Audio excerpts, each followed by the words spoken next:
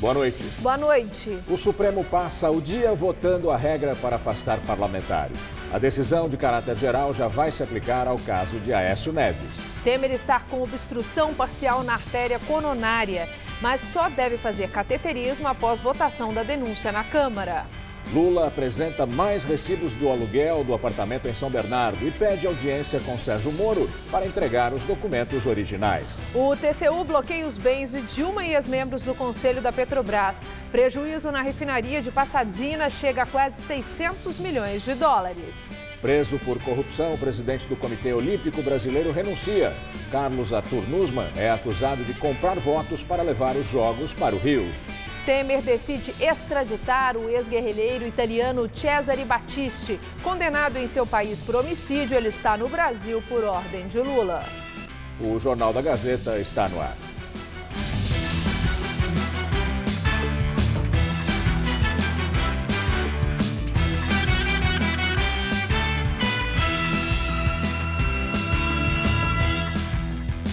Foi preso hoje um homem que se passava por policial federal. Ele é acusado de roubar e estuprar uma mulher depois de ela sair de um supermercado na região dos Jardins, na região central de São Paulo. Adson Muniz Santos, de 35 anos, foi preso quando caminhava numa rua do bairro da Barra Funda, na zona oeste da capital, e levado para a primeira delegacia da mulher na região central. O homem é suspeito de ter se passado por um policial federal para sequestrar e estuprar uma mulher na última sexta-feira. Nunca estuprei ninguém forçado. Com os suspeitos, policiais apreenderam uma réplica de arma de fogo, além de um distintivo falso da Justiça Federal e uma carteira de vereador da cidade de Jussiape, na Bahia, que fica a 550 quilômetros de Salvador. Adson já disputou várias eleições para os cargos de deputado estadual e federal e foi filiado ao PDT e PRB, partido pelo qual se elegeu vereador. Ele estava sendo procurado desde sexta-feira da semana passada, quando abordou uma mulher de 48 anos, se identificando como policial federal. A vítima foi rendida quando saía deste supermercado na Rua Augusta, na região dos Jardins. Câmeras de segurança do local mostram a hora em que o homem se aproxima do carro e apresenta o falso distintivo. Assustada, a mulher abre o veículo. Ela ficou por 3 horas em poder do criminoso. Foi obrigada a sacar R$1.000 de um caixa eletrônico e depois abusada sexualmente. 1h30 antes, uma outra mulher disse ter sido abordada pelo mesmo homem, mas desconfiou e fugiu. A polícia acredita que o homem vinha agindo desde 2012. 5 mulheres já fizeram o reconhecimento dele. Pelo menos 2 confirmaram ter sido vítimas de estupro. Segundo a delegada responsável pelo caso, o falso policial também se passava por um produtor de TV que recrutava mulheres para participar de um reality show. Nessa abordagem, ele convencia as vítimas a se deslocarem a um hotel próximo para tirarem fotos de biquíni. E aí, dentro do hotel, ele já se mostrava mais agressivo. E aí, ele mostrava que a gente entende hoje que acho que é um simulacro de arma de fogo para praticar atos libidinosos com as vítimas. O PRB da Bahia confirmou que Adson Muniz foi sim filiado, mas que foi destituído do partido. A legenda não informou, porém, quando aconteceu esse desligamento. O nome de Adson consta do Diário da Justiça do Tribunal Regional Eleitoral da Bahia como candidato do PRB nas eleições passadas. A polícia não prendeu ninguém ainda depois do arrastão que levou pânico a motoristas na Ponte do Morumbi, na Zona Sul, ontem à noite. Os bandidos quebraram vidros e levaram objetos de dentro dos carros. A repórter Sabrina Pires tem mais informações. Tudo aconteceu aqui na Ponte do Morumbi, no fim da tarde de ontem. As imagens foram feitas de dentro de um dos carros parados no trânsito e mostram pelo menos 3 criminosos pulando a grade que divide a pista dos veículos da passarela dos pedestres e roubando os motoristas que seguiam no sentido da Avenida Roque Petroni Júnior e pulando de volta. Eles chegam a quebrar o vidro de um carro vermelho. Segundo a motorista que registrou o boletim de ocorrência, os assaltantes foram muito violentos, estavam armados e levaram a bolsa, o celular e um anel dela. Os bandidos fugiram. A polícia acredita que uma quadrilha atue aqui na região e aproveite os congestionamentos para fazer arrastões. Segundo a Secretaria de Segurança Pública, no último ano, 8 pessoas foram presas por esse tipo de crime, o que teria diminuído a incidência de ocorrências. O caso de agora foi registrado na delegacia de número 96 e o policiamento preventivo aqui do local, de acordo com a polícia, foi reforçado. O Senado aprovou ontem projeto que transfere para a Justiça Militar o julgamento de crimes dolosos praticados por militares contra civis em operações. A matéria foi aprovada por 39 votos favoráveis e 8 contrários. Atualmente, a lei determina que a Justiça Comum é responsável por esse tipo de caso. Agora o projeto segue para sanção presidencial. É impressionante a capacidade do Brasil de andar para trás. Essa lei, aprovada na Câmara e no Senado, eleva ainda mais os militares à categoria de seres inalcançáveis, como se eles tivessem vindo de uma outra galáxia, descido à Terra para nos salvar do mal que nos espreita a todo momento. Sempre tiveram aposentadorias especiais caríssimas e injustificáveis. E agora, se o presidente Temer não vetar esse monstrengo, não se submetem mais à justiça dos mortais comuns. Militares julgarão militares. Pela mesma lógica, por que não um tribunal em que funcionários públicos julgassem funcionários públicos? Ou então motoristas de táxi julgando os crimes de trânsito? Dia sim, dia não, o Exército tem subido os morros do Rio de Janeiro, exercendo o papel de polícia, o que não deveria fazer nunca. Trataram de criar uma lei para dar um jeitinho numa exceção permanente, coisa que só existe aqui no Brasil. O governo Michel Temer decidiu revogar a condição de refugiado do ex-guerrilheiro Cesare Battisti, caso o Supremo Tribunal Federal não conceda um habeas corpus preventivo ao italiano. Assim que soube da pressão do governo italiano para que Michel Temer revogasse a condição de refugiado de Cesare Battisti, a defesa do italiano entrou com um pedido de habeas corpus na Suprema Corte Brasileira, no fim de setembro, para tentar preservar a liberdade dele. O pedido está sob análise do ministro Luiz Fux, no Supremo Tribunal Federal. O presidente Temer já teria decidido deportar Battisti, segundo o jornal Folha de São Paulo, e estaria esperando só a análise de Luiz Fux para anunciar a revogação. A estratégia do Planalto é aguardar a apreciação do Supremo antes que o presidente assine o decreto de extradição. Aliados do presidente da República dizem, porém, que se a corte demorar para se posicionar sobre o tema, que não tem data definida para ser julgado, a subchefia de assuntos jurídicos da presidência da República vai elaborar um parecer para que Temer chancele a volta de Battisti à Itália, mesmo sem autorização do Supremo. Em 93, Cesare Battisti foi condenado na Itália à prisão perpétua por 4 assassinatos nos anos 70 em confrontos políticos. Ele participava do grupo guerrilheiro Proletários Armados pelo Comunismo, o PAC. Depois da sentença na Itália, ele fugiu para o Brasil em 2004, onde foi preso no Rio de Janeiro em 2007 e 2 anos depois, considerado refugiado político pelo então ministro da Justiça, Tarso Genro.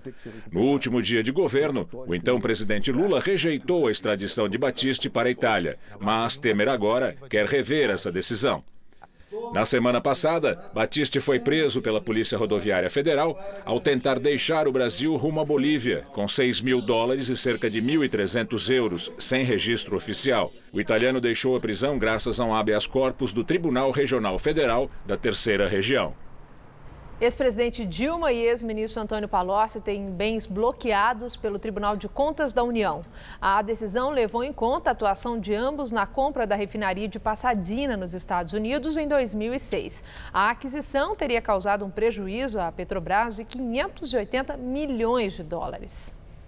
Na época, Dilma Rousseff era ministra da Casa Civil do governo Lula e presidia o Conselho de Administração da Petrobras. Dilma votou favoravelmente a compra de 50% da refinaria nos Estados Unidos por 360 milhões de dólares, valor muito superior aos 42 milhões e meio pagos um ano antes pela belga Astra Oil pela refinaria inteira. A ex-presidente sempre negou qualquer responsabilidade no negócio e atribuiu a decisão a um parecer falho trabalho elaborado pelo então diretor da área internacional da Petrobras, Nestor Cerveró. A decisão também atinge outros 5 ex-conselheiros da diretoria da estatal que seguiram o voto de Dilma e aprovaram a aquisição. Entre eles, o ex-ministro Antônio Palocci e o ex-presidente da Petrobras, José Sérgio Gabrielli. No voto, o relator do processo, o ministro Vital do Rego, afirma que não se tem dúvida de que o Conselho contribuiu para a prática de gestão de ato antieconômico no que se refere à aquisição da primeira metade da refinaria. O bloqueio é solidário entre todos os investigados. Dilma e os outros ex-conselheiros têm 15 dias para recorrer da decisão ou depositar na conta da Petrobras o equivalente em reais a 580 milhões de dólares. O valor foi estipulado pelo TCU como necessário para ressarcir a estatal do prejuízo causado pela compra da refinaria de Pasadena, muito acima do preço de mercado.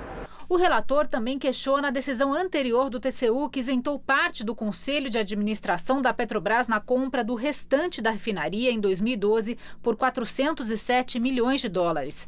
Em agosto passado, o plenário do tribunal condenou José Sérgio Gabrielli e Nestor Cerveró pelo envolvimento na aquisição da segunda metade da refinaria. Os dois foram obrigados a ressarcir a Petrobras em 80 milhões de dólares e pagar multa de 10 milhões de reais cada. No voto de hoje, o ministro concluiu que todos aqueles que participaram da valoração da refinaria de Pasadena no momento de aquisição dos 50% iniciais devem ser responsabilizados pelo débito total, pois o próprio contrato se valia daqueles valores para calcular o preço das ações remanescentes. O Tribunal Regional Federal da 2ª Região, no Rio de Janeiro, mandou soltar o ex-presidente da Eletronuclear, almirante Otton Luiz Pinheiro. O militar pediu para se recuperar de um tratamento de câncer de pele em casa. Pinheiro foi preso pela primeira vez em 2015 na Operação Radioatividade, uma fase da Lava Jato em Curitiba que desvendou um esquema de corrupção nas obras da usina nuclear de Angra 3, da Eletronuclear. O almirante chegou a ser solto, mas foi preso de novo em julho de 2016, porque ainda exercia influência na Eletronuclear. No mês seguinte, ele foi condenado a 43 anos de prisão pelo juiz Marcelo Bretas. O Supremo Tribunal Federal analisa a necessidade de aval do Congresso para que parlamentares sejam afastados das funções. O relator, o ministro Edson Fachin, foi o primeiro a votar e foi contra a aprovação do Congresso para a suspensão do mandato pelo Supremo. Para o relator, é a Suprema Corte que tem a palavra final. Edson Fachin votou contra a ação movida por 3 partidos, o PP, o PSC e o Solidariedade, para que seja obrigatório o aval do Legislativo para sanções aplicadas a parlamentares, como já acontece em caso de prisão em flagrante, que precisa ser analisado pelo Congresso em 24 horas. Nas palavras de Fachin, a Constituição, nem de longe, confere ao Legislativo o poder de revisar outras decisões do Judiciário, o que, segundo o relator, seria ampliar a imunidade parlamentar além do que diz a lei e uma ofensa à independência do Judiciário. Ao Poder Legislativo, a Constituição outorgou, pela regra do parágrafo 2º do artigo 53, o poder de relaxar a prisão em flagrante, forte no juízo político. Estender essa competência para permitir a revisão por parte do Poder Legislativo das decisões jurisdicionais sobre medidas cautelares penais significa ampliar a imunidade para além dos limites da própria normatividade que lhe é dada pela Constituição. É uma ofensa ao postulado republicano e é uma ofensa à independência do Poder Judiciário. A decisão do Supremo pode influenciar o desfecho do caso do senador Aécio Neves, afastado do mandato no fim de setembro pela primeira turma da Corte. O tucano também está proibido de sair de casa à noite. É acusado pelo Ministério Público de pedir propina e receber por meio do primo 2 milhões de reais de Joesley Batista, da JBS Friboi. O caso gerou uma crise entre as instituições. 2 dias depois do afastamento, os senadores aprovaram um pedido de urgência para que o caso de Aécio fosse votado em plenário, num desafio à decisão do tribunal. A casa acabou adiando a votação para o dia 17, terça-feira que vem. Além de entender que o Congresso pode sim anular a decisão da Justiça, o Senado, a Câmara e a Advocacia Geral da União, que representa Michel Temer, defendem no processo que o Supremo não possa imputar restrição alguma a um parlamentar, a não ser a prisão e, mesmo assim, só em flagrante. O argumento é o de proteger o mandato popular, conferido pelo eleitor. As chamadas medidas cautelares são aplicadas pela Justiça para manter a ordem pública, preservar a investigação ou interromper a prática de crimes, como defendeu hoje o ministro Fachin, ao dizer que o Supremo não pode permitir sequer que se configure o risco da prática de delinquência do agente público no exercício da função.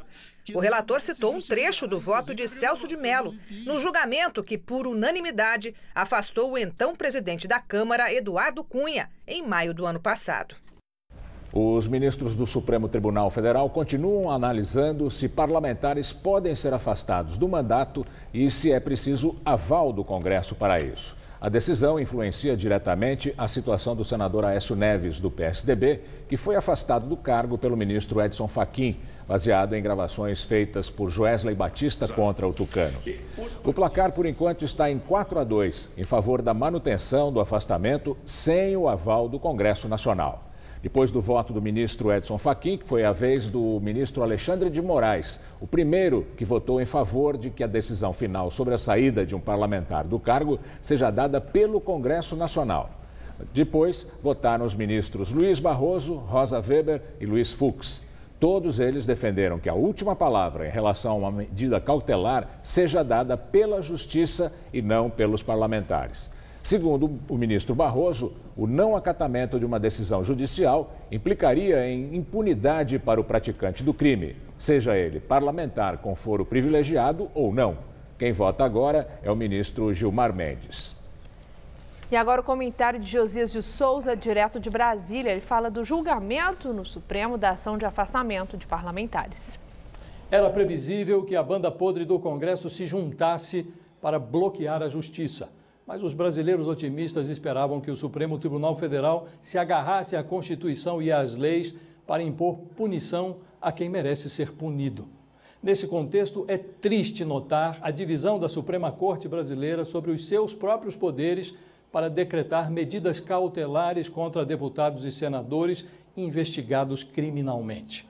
Até aqui, as almas mais otimistas encontravam na conjuntura motivos para celebrar. O Congresso abriga mais de 200 parlamentares investigados. Oportunidade ideal para que o eleitor promova um massacre eleitoral em 2018.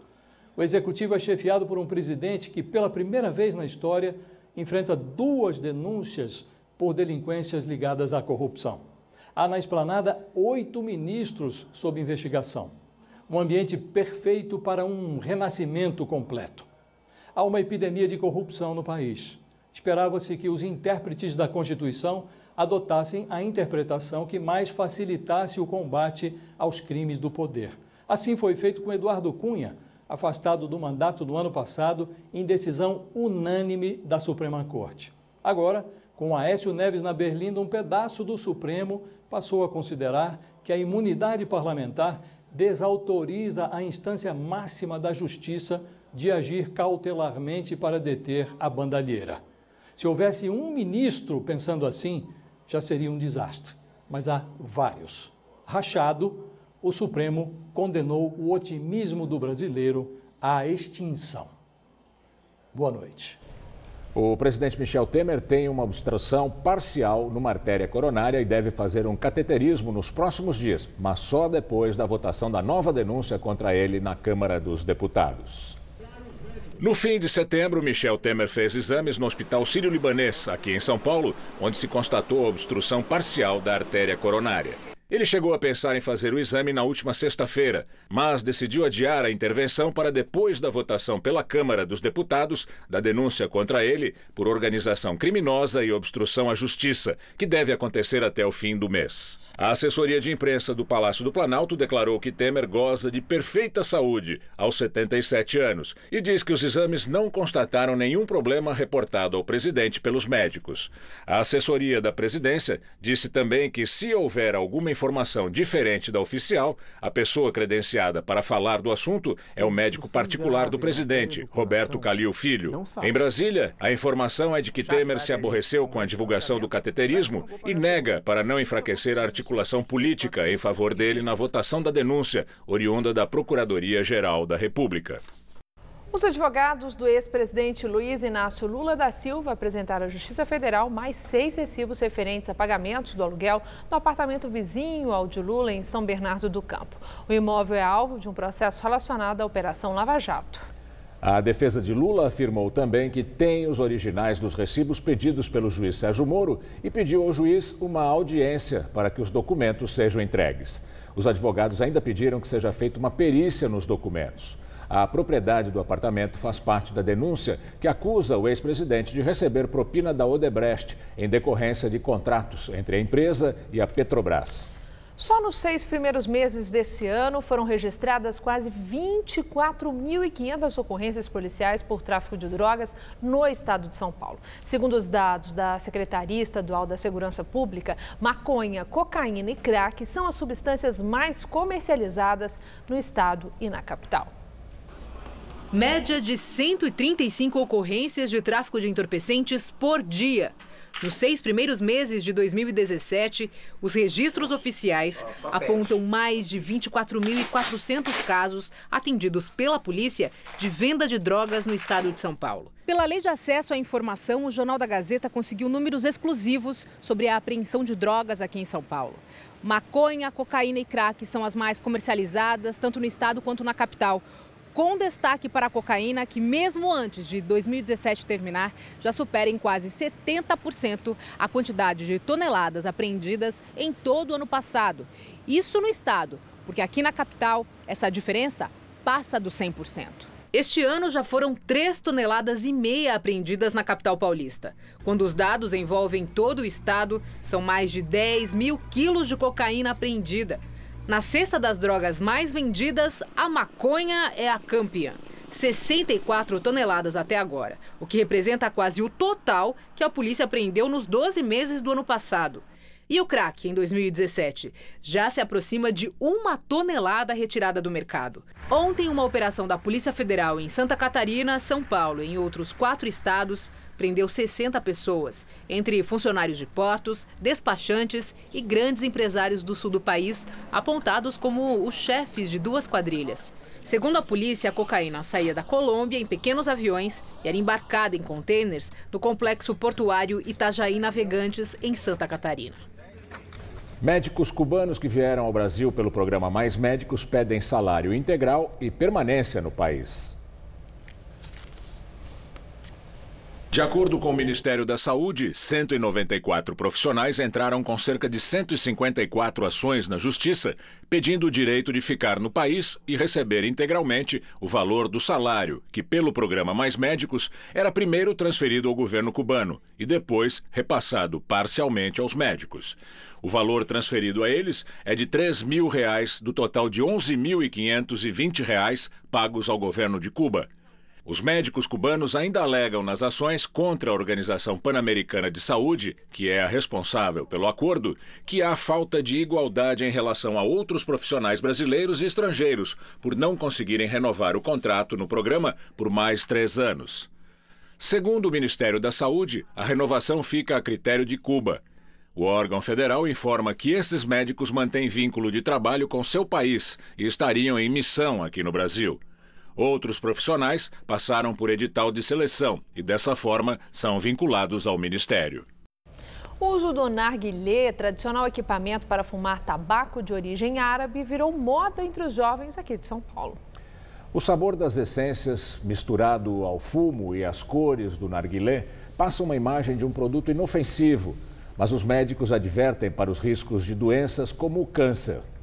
Henrico tem 19 anos e fumou o primeiro narguile aos 16. Eu senti uma leve tontura, porque como é a primeira vez, entendeu? Dá uma sensação diferente, mas depois se acostuma. Hoje ele trabalha em uma tabacaria da Zona Leste, frequentada na grande maioria por jovens da idade dele.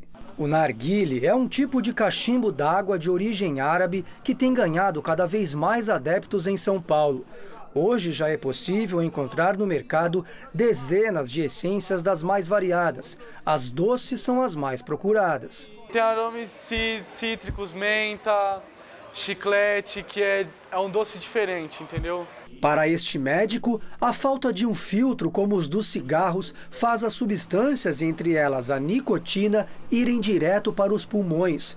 Uma sessão de narguile equivaleria a até 100 cigarros. O narguile ele é um chamariz para principalmente pessoas mais jovens, né, para começar a ficar dependente da nicotina. Primeiro por ser aromatizado, então a pessoa não tem aquela reação negativa que tem quando começa a fumar. Não tosse, não irrita tanto a garganta, então acaba iniciando o hábito de forma mais simples. Além das tabacarias e lojas do ramo, também é possível encontrar as essências de narguile até em bancas de jornal como essa daqui, na Avenida Paulista. Também são vários aromas e cada caixinha dessas custa R$ 8,00.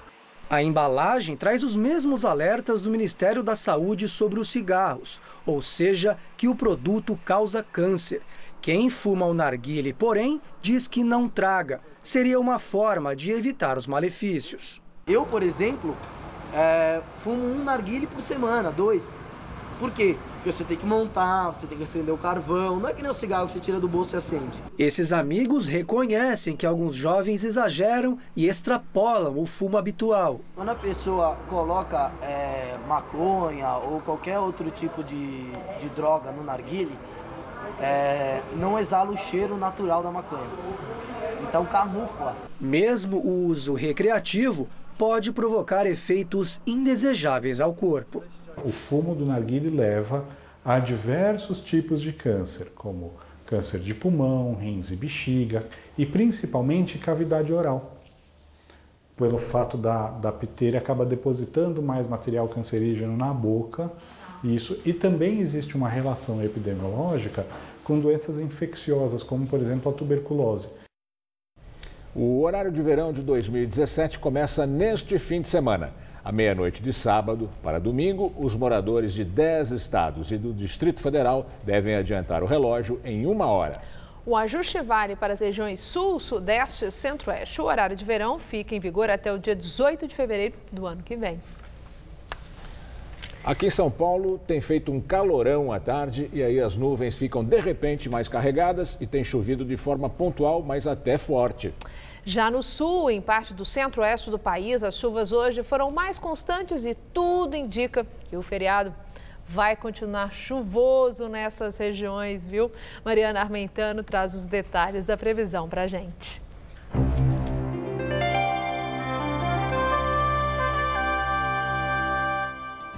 A meteorologia alerta para o risco de enxurradas e deslizamentos no sul do país. A previsão ainda é de chuva volumosa amanhã, principalmente no Rio Grande do Sul e em Santa Catarina. Na verdade mesmo, o dia só fica firme, sem nada de chuva, em parte aqui de São Paulo, em Minas, em Goiás e em quase todo o Nordeste, onde chove de forma bem passageira ali no litoral leste. Vamos ver algumas temperaturas para amanhã? Porto Alegre ainda é a capital mais fria, com mínima de 17, máxima só de 21 graus por causa do tempo fechado e chuvoso. Em Cuiabá, apesar da chuva, calorão de 40 graus nesse feriado. No Rio, sol entre nuvens e máxima de 34. E em Fortaleza, sol, céu azul e praia garantida. Calor amanhã na casa dos 32 graus por lá. Para São Paulo, o feriado promete ser bem parecido com o dia de hoje, só que mais quente ainda, viu? O sol predomina desde cedo, faz muito calor e ocorrem pancadas de chuva a partir da tarde de forma pontual, mas até volumosa, exceto ali no norte e no nordeste, onde o tempo fica firme o dia todo. O calor é generalizado. A máxima amanhã pode chegar aos 38 graus em Presidente Prudente, aos 39 em Presidente Bernardes e aos 41 graus na cidade de Votuporanga. No litoral, por causa da nebulosidade, faz calor, mas não como no interior. Máxima prevista de 29 em Caraguatatuba e de 28 em Santos. Para a capital, também podemos esperar um feriado de muito calor, viu? Teremos mais uma madrugada quente com mínima de 19 e amanhã à tarde pode fazer até 34 graus por aqui. Na sexta quase nada muda, teremos mínima de 18 e calorão à tarde também na casa dos 34 graus. E no sábado a máxima prevista fica na casa dos 32 graus por aqui.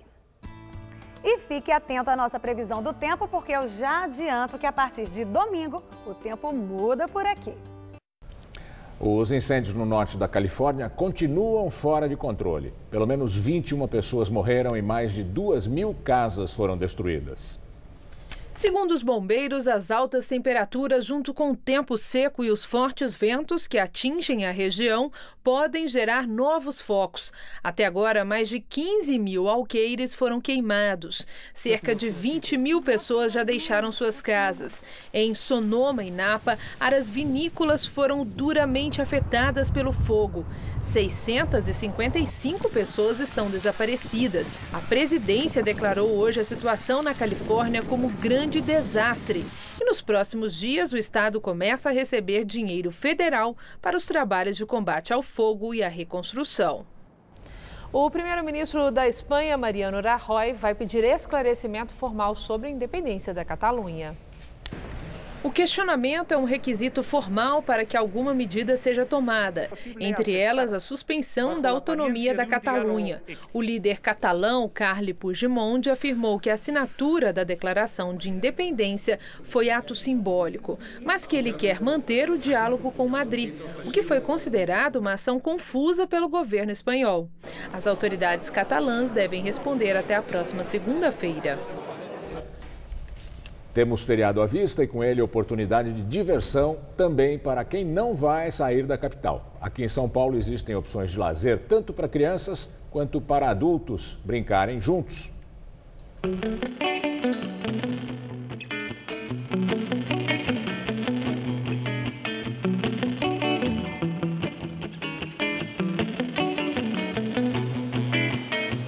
Se não dá para ir até a praia, então a praia vem até São Paulo. Usando um fluxo de água controlado com velocidade de 25 km por hora, os praticantes surfam em uma superfície que simula o formato de uma onda e só são permitidos 2 tipos de prancha. Esse esporte vem dos Estados Unidos, né? Já existe há mais de 20 anos. É um surf numa prancha, né? Uma prancha do tamanho de um skate, feita num fluxo de água muito fino. Pessoas até 70 anos já vieram aqui e surfaram muito bem de joelho. Acima de 6 anos, todo mundo está liberado para se divertir, tanto quem já sabe ou quem nunca surfou na vida. E aí, tem alguma dica para quem está pegando a primeira vez, chegando a primeira vez? Só rezar. Essa é a dica? É. Bom, eu já tô com o pé na água, já tô me acostumando, eu nunca surfei e o André falou que só precisa rezar. Eu já rezei e agora eu vou ter que enfrentar. Vamos lá.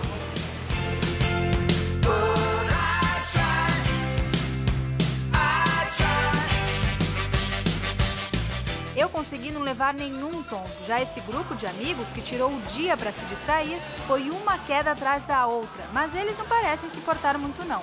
Não machuca, tranquilinho, só levantar. E a gente já gosta também de surfar, então pra gente uma opção aqui em São Paulo foi interessante pra gente. Vim aqui de vez em quando divertir, brincar com os amigos, família, nossa, perfeito. Outro lugar na cidade é esse playground gigante, com brinquedos infláveis e bem diferentes.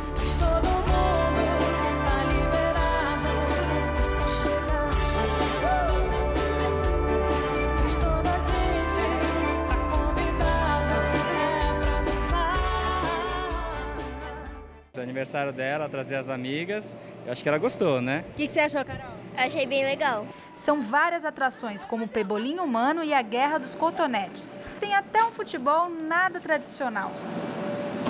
Ai. Calma que a brincadeira é derrubar o amigo mesmo e como é uma bolha de plástico, não machuca.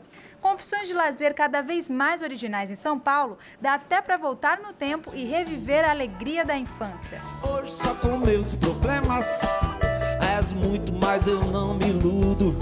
Sempre me dizem quando fico sério, ele é um homem, entende tudo. Mas por dentro com a alma tá dentada, sou uma criança, não entendo nada. Para pegar onda artificial, custa 1 hora de brincadeira, R$ 85 de terça a sexta-feira. Aos sábados, domingos e feriados, o preço é maior, R$ 100. A Surf House fica no bairro de Vila Santa Catarina, na zona sul de São Paulo. O Parque Gigante funciona de terça a domingo na Chácara Santo Antônio, também na zona sul. O preço da diversão está entre R$ 36 e R$ 49 por pessoa. E agora as notícias do esporte com Estela Gontijo e Celso Cardoso. A vitória sobre o Chile confirmou o renascimento do futebol brasileiro sob o comando do técnico Tite. Celso Cardoso, o campeão voltou, é isso?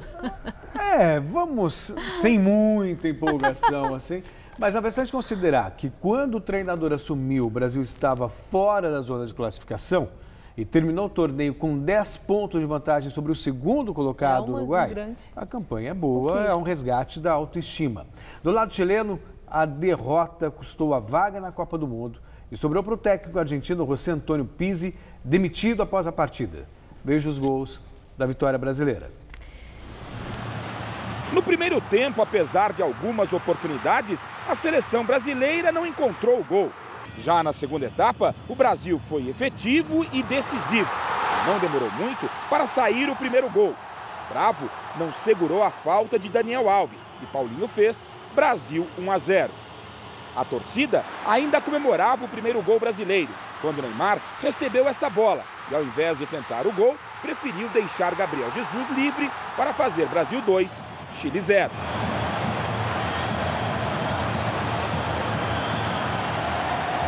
No final da partida, os chilenos sabiam que a derrota e as outras combinações de resultados os eliminavam. O desespero bateu. O goleiro Bravo foi ao ataque tentar a sorte, mas o resultado foi esse. O William não teve trabalho para deixar Gabriel Jesus livre para fazer Brasil classificado 3, Chile fora da Copa 0. Estamos todos muito tristes. Estamos todos muito tristes. Perdemos a oportunidade de participar do próximo Mundial.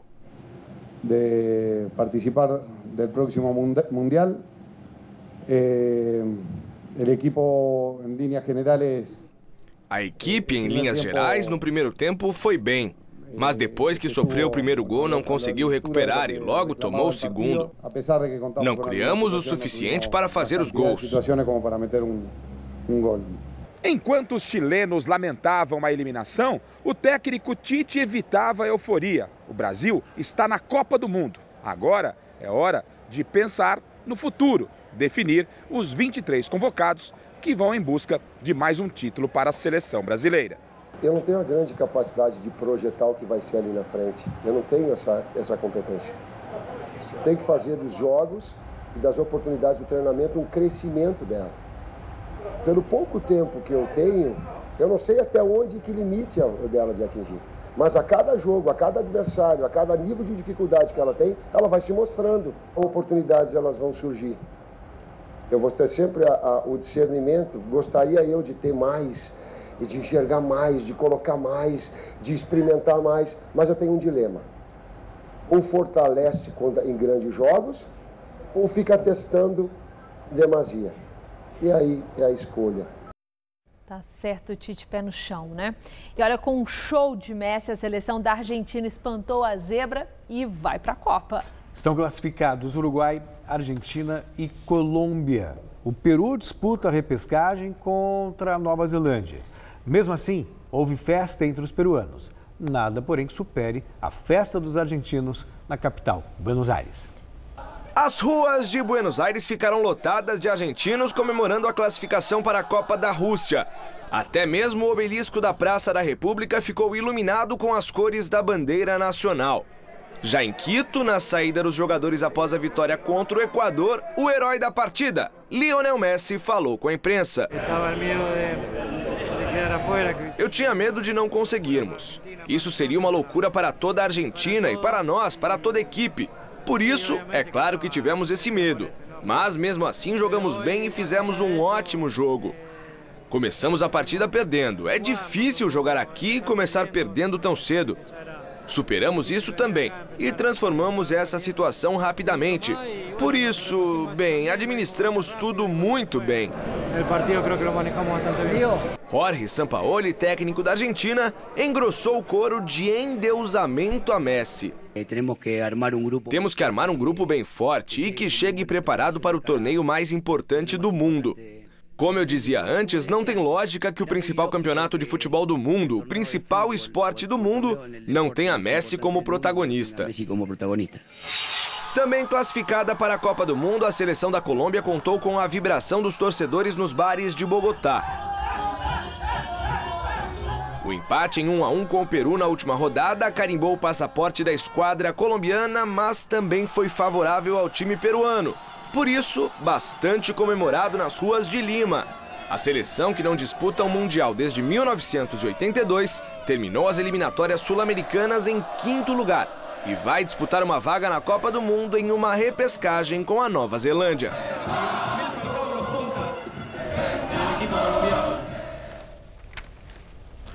Olha, Celso, falando agora da Argentina, né? As manchetes dos jornais lá da Argentina são altura de Deus, Messi é Messi, o show de Messi. O que você acha? Realmente ele está à altura de Deus aí no futebol? A Argentina não tanto quanto exagerado, né? Mas hoje o Messi representa o que há de melhor no futebol. O Cristiano Ronaldo, claro, acho até que vai ser escolhido o melhor do mundo da FIFA neste ano.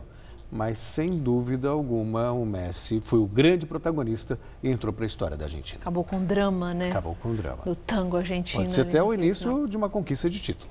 Tá certo. E hoje é noite de rodada do Brasileiro, que finalmente vai ser retomado com São Paulo e Corinthians em campo daqui a pouco. Exato. O Corinthians enfrenta o Curitiba na Arena Itaquera às 9 da noite, tentando aí se manter distante do segundo colocado na tabela, que é o Santos. A diferença entre os dois é de 8 pontos. Já o São Paulo enfrenta o Atlético Mineiro em Belo Horizonte, na tentativa de se manter fora da zona do rebaixamento, onde permaneceu por 13 rodadas neste ano. Jogo difícil para a equipe de Dorival Júnior, que tem 31 pontos e está a apenas 1 ponto de distância do Sport, primeiro clube da zona da degola, ou zona do rebaixamento, claro. E olha, Celso, depois de 22 anos à frente do Comitê Olímpico Brasileiro, Carlos Arthur Nussmann renunciou ao cargo hoje. E já vai tarde. Já estava na hora. Preso desde quinta-feira pela Polícia Federal, acusado de intermediar a compra de votos para que o Rio de Janeiro fosse eleito sede dos Jogos Olímpicos de 2016, Carlos Arthur Nussmann enviou hoje carta ao Comitê Olímpico do Brasil, o COB, renunciando ao cargo de presidente do órgão. O pedido foi lido por um dos advogados de Nussmann na Assembleia Geral Extraordinária que acontece hoje na sede do COB, no Rio. Na carta, Nussmann fala da necessidade de se dedicar integralmente ao pleno exercício de defesa dele contra as denúncias do Ministério Público Federal. Nisso ele vai ter muito trabalho para provar inocência. Definitivamente. Celso, muito obrigada. Boa noite. Boa noite para você. Com você, Gamberini. O comércio varejista brasileiro apresentou crescimento de 3,6% nas vendas em um ano. Segundo os dados divulgados hoje pelo IBGE, é o melhor resultado desde 2013. Na comparação com julho, as vendas do comércio caíram 0,5%. Esse recuo aconteceu depois de 4 meses seguidos de crescimento, período em que houve um ganho acumulado de 2,1%. E agora vamos ao comentário de economia com Vinícius Torres Freire. O comércio vendeu menos em agosto do que em julho. E em julho não tinha crescido nada em relação a junho. Mas se a gente inclui nessa conta a venda de carros e material de construção, o resultado é um pouquinho melhor. O resultado da produção da indústria também foi uma pequena surpresa negativa em agosto. É para se preocupar? Bom, não é muito. A economia ainda está descongelando, mas não tem micro-ondas ou banho-maria para acelerar a coisa. Vai ser devagar, com algumas pequenas recaídas. Como a gente pode saber que agosto foi apenas uma recaída? Como a gente pode saber que a melhorazinha dos últimos meses não dependeu só da liberação do dinheiro das contas inativas do FGTS, por exemplo? Os economistas usam alguns termômetros para tentar medir a temperatura da economia antes que saiam os números oficiais do que realmente aconteceu em um mês. Os indícios para setembro voltaram para o azul. Ainda não há, claro, o número oficial de setembro, mas os indicadores do comércio são melhores. Na indústria também. A produção e a venda de carros voltaram a aumentar. As pesquisas mostram ainda que a confiança econômica de consumidores e empresas para setembro também é positiva. Enfim, apesar da queda de agosto, no conjunto deste ano, os resultados de comércio e indústria são melhores do que no ano passado. No fim de 2017, é bem provável que tenhamos recuperado as perdas de 2016, mas ainda tem um buraco de 2015 para tapar. Por que a economia não cresce mais rápido? Porque as empresas e o governo não investem mais em negócios e obras novos. As empresas não investem porque estão ociosas, vendem pouco, não precisam aumentar a capacidade de produção. O governo não investe porque está quase quebrado. No resumo da ópera, juros e inflação menores, além de menos endividamento das famílias, devem ajudar a pequena recuperação a continuar, mas que só vai parecer menos minúscula lá pelo final do ano, no Natal. Boa noite. Faremos agora um rápido intervalo e voltaremos em instantes com mais informações. Até já. Essas são nossas receitas das fontes de gás. Gás. Eu não paguei a conta de gás. Conforme eu vou ali e já volto. Da nossa receita. Segundo trimestre. Tá se complicando. Faz no app. Epa não. App. No app Bradesco você paga contas sem gastar seu 3G. Beleza, me dei bem. Epa. Bradesco, pra frente. Olha aí o segredo da Gabriela Pugliese para ajudar a reduzir a gordura localizada. Agora ficou mais fácil você eliminar de vez aquela barriguinha ou pneuzinho com Imecap Redutor de Medidas. Imecap Redutor é um tratamento completo para reduzir a gordura abdominal e dos quadris. Imecap Redutor combina creme e cápsulas. O creme elimina a gordura localizada e as cápsulas agem nas gorduras mais profundas. Gordura localizada tem solução com o Imecap Redutor de Medidas.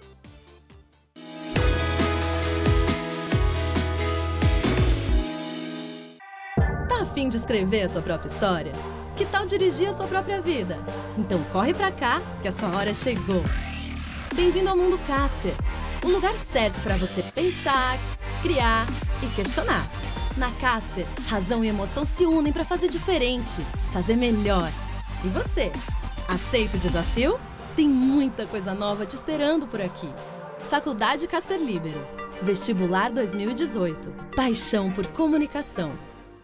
Quando bater aquela vontade de comer as delícias da cozinha italiana, venha para o Lelis Trattoria. Deliciosas massas, assados, carnes e frutos do mar, servidos em porções fartas. Noites com música ao vivo, estacionamento gratuito e, na semana, almoço executivo. Lelis Trattoria. A nossa especialidade é fazer você feliz. É Vero, é Lelis. Rua Bela Sintra, 1849 Jardins. Reservas 3064-2727 ou lelis.com.br. Imecap Antissinais Q10.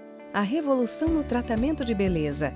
A nanotecnologia associada à coenzima Q10, nutriente vital na reconstrução celular. Imecap Antissinais Q10. Nanopartículas que agem mais profundo na pele, repondo a perda de Q10 ocorrida ao longo dos anos. O resultado, uma pele mais firme e a redução das rugas e linhas de expressão em até 3 semanas. Imecap Antissinais Q10. Se tem bola rolando no Brasileirão, tem o clássico Futebol Debate na sua TV. O jogo foi bom? Devia ter sido marcado pênalti. O placar virou? Essa é a realidade dos fatos. A rixa aumentou? Realmente deplorável, né? Toda a polêmica rola aqui. Mesa Redonda, todo domingo, 9 da noite.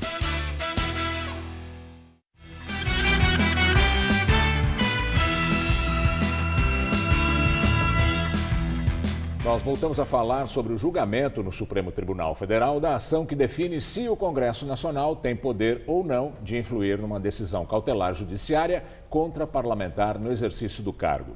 A decisão influencia diretamente a situação do senador Aécio Neves, do PSDB, que foi afastado do exercício parlamentar pelo ministro Edson Fachin, baseado em gravações feitas por Joesley Batista contra o tucano.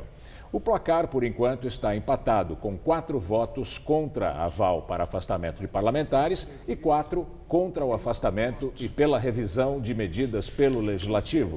Quem vota agora é o ministro Marco Aurélio. Ele disse que com seu voto haverá pelo menos 5 anos pela submissão de medida cautelar a parlamentar à casa integrada pela parlamentar. Antes dele, Gilmar Mendes deferiu duras críticas a denúncias feitas pelo ex-procurador-geral Rodrigo Janot nos casos envolvendo o frigorífico JBS Friboi, além de apontar que a Suprema Corte também tem errado ao deferir as denúncias vindas da Procuradoria-Geral da República. Sem citar o senador Aécio Neves, que foi gravado por Joesley Batista pedindo R$2 milhões para pagar advogados, Gilmar Mendes disse que as delações de executivos da JBS hoje não valem uma nota de R$3. Votaram a favor de que a última palavra sobre ações do afastamento cautelar seja dada pela Justiça os ministros Edson Fachin, Luiz Barroso, Rosa Weber e Luiz Fux. Os votos contrários foram dados pelos ministros Alexandre de Moraes e Dias Toffoli. Há 50 anos, o Museu Lazar Segal mantém vivas as histórias e a obra do artista lituano. O espaço, que foi a casa do artista e foi projetada pelo arquiteto russo Gregory Varshavchik, conta ainda com oficinas de arte. As 20 pinturas a óleo fazem parte do acervo mais representativo de Lazar Segal. Boa parte é dos anos 30 e carrega uma das marcas do artista, mostrar o sofrimento e as emoções humanas, como na obra que faz alusão ao Holocausto. É muito expressiva e muito... chama a dor do povo judeu que tem naquele momento. E todas as outras, o retrato que ele trata da realidade daquele momento. Lazar Segal nasceu em 21 de julho de 1889 na Lituânia. O país do leste europeu ainda estava sob domínio da Rússia. Ele já tinha iniciado a carreira na Europa quando se mudou para o Brasil em 1923, um ano depois da Semana de Arte Moderna. Ele já veio como artista consagrado e reconhecido da Europa e foi muito bem recebido por aquela elite modernista. Ele conheceu aquela geração, Menotti Del Picchio, Anita Malfatti, Guilherme de Almeida, foram todas pessoas que frequentaram muito a casa do Segal. O Museu Lazar Segal está completando 50 anos. Idealizado pela viúva dele, Geni Clabin Segal, o museu foi posto em prática nos anos 60 pelos filhos Maurício e Oscar, ambos falecidos. As mais de 3.000 obras do artista, que circulou pelo impressionismo, expressionismo e modernismo, estão na antiga casa dele, na Vila Mariana, em São Paulo. Além de ter sido a antiga residência de Lazar Segal, o imóvel também abriga o ateliê dele, desde aquela época quando ele trabalhava a inspiração para dar vida às muitas obras. E continuam aqui os antigos maquinários daquela época, como, por exemplo, essa prensa para gravuras em metal. E ela continua funcionando porque aqui no espaço acontecem hoje oficinas e cursos livres. Entre os alunos, uma antiga admiradora, Vera, morava na mesma rua de Lazar Segal, que já despontava na cena modernista. Eu lembro dele chegando com vários artistas entrando aqui na porta e a gente parava, olha lá o artista, e a gente ficava admirando os artistas e tal. Frequentar este ateliê é experiência única até mesmo para quem já tem um pezinho nas artes, como o fotógrafo e desenhista Gal Opido. Que é um espaço meio sagrado dentro das artes paulistanas, né? Como você percebe, quer dizer, eu me sinto aqui como se tivesse ainda a figura, né? A energia do Lazar Segal.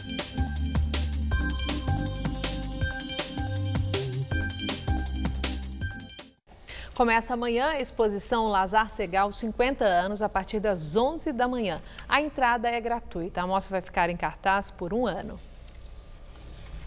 O Jornal da Gazeta termina aqui. A edição de hoje pode ser vista no site do Jornal da Gazeta, mais notícias em nossa edição das 10. Uma boa noite para você. Boa noite e até amanhã.